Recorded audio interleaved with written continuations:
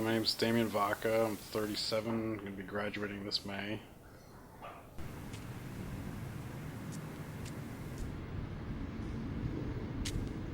So it started basically when I was 17 years old, a senior in high school. I was diagnosed with bipolar, and a year after that, after I graduated high school, my mom had moved out to Wisconsin to move in with my stepfather, who had got a job out there.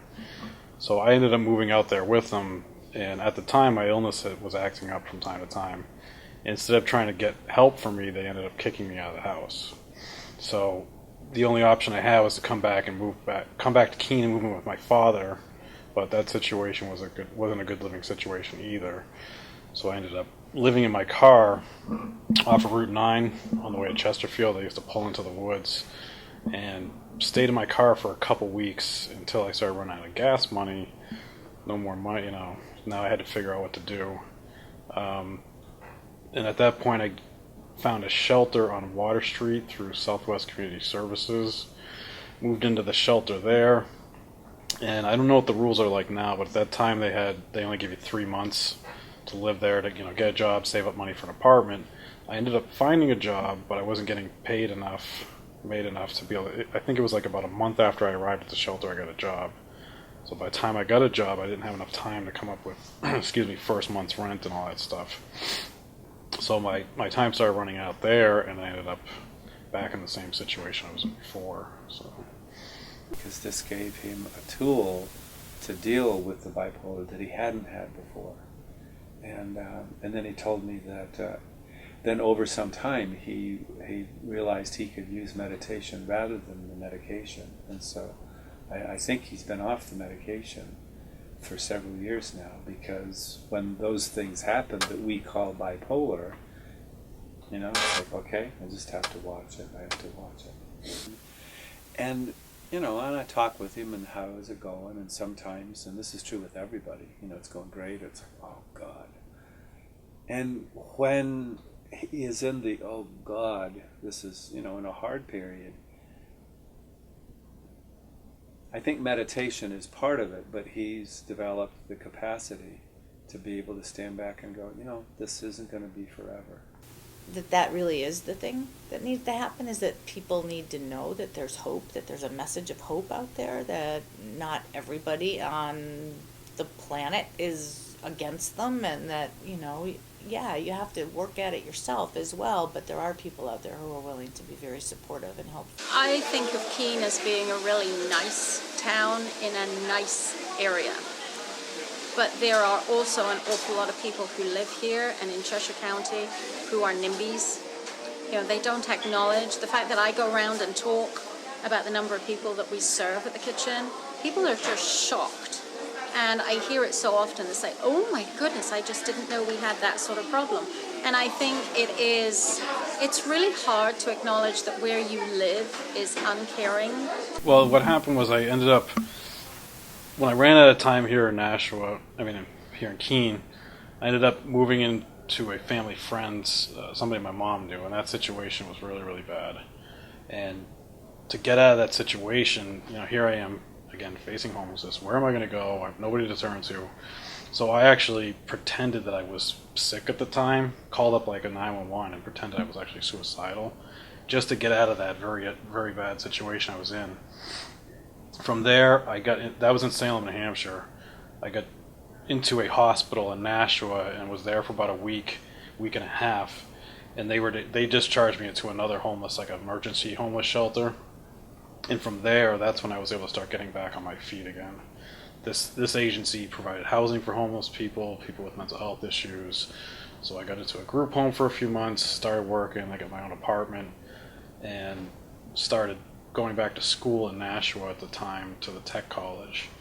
And I didn't finish that degree because I realized I didn't want to go to school for computer science, but what I basically was able to do was say, I don't want this to be my life. It wasn't easy at times, because at times it felt like this is the way it's going to be forever. Eating at the soup kitchen, bathing in the river, like, when's this ever going to end? But always in the back of my mind, I said, someday I'm going to go back to college and get my degree. I don't know when it's going to happen, but I'm going to make it happen somehow. That's why I chose to. That's why I'm choosing to go to school for social work and psychology, so I can go back and then help those people that are in that situation and say, look, or do whatever I can to help them to get beyond that to wherever they want to be in their lives. Because I wouldn't be here if it wasn't for the people at the agencies, the social workers, the case managers that were there trying to, cheer me along. And I think it's fabulous. It is what I think all of the people in the community who work in organizations like 100 Nights or the Community Kitchen or the Salvation Army or any of the agencies that are basic needs, it's what we hope for. It's what we look for to hold up as our people on a pedestal, the success stories. He was definitely much more reserved in the very beginning. Since then, I heard his story that he shared on the panel last spring, actually. It was the first time I think I heard his story, and that it blew my mind. I just saw him in such a different way, and a lot of it made so much more sense. And we've been, I just see him so much more openly, emotionally, and have been able to, have deeper conversations and talk about some really important stuff because he had been so open and honest and really genuine about the whole journey with mental illness. And, that's such a sensitive thing and a touching thing that I definitely felt like our relationship had changed where I felt like I really got to know him so much better. But I think one of the things that he brings is an openness.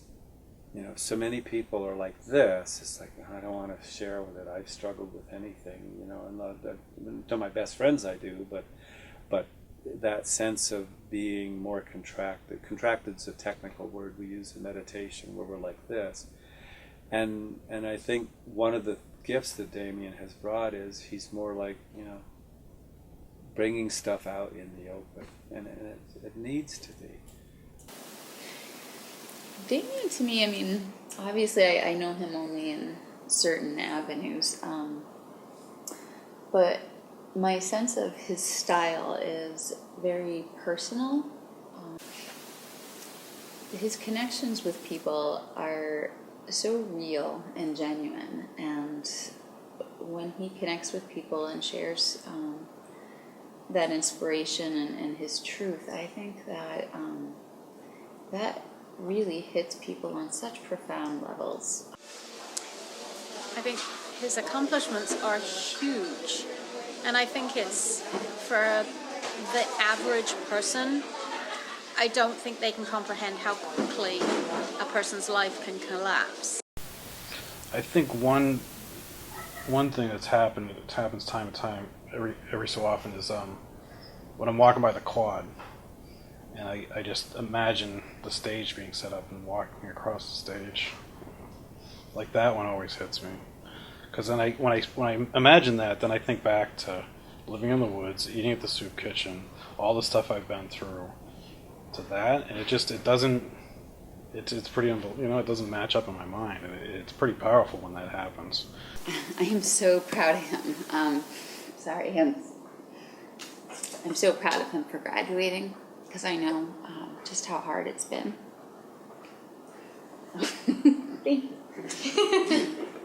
So, and knowing in the last couple of years, seeing that he's struggled with this illness from time to time, and my fear that he was going to give up, and but seeing that he didn't, and that this is such a huge thing for him to cross that stage, and I'm so excited I'm going to be there that day, but I'm just so incredibly proud.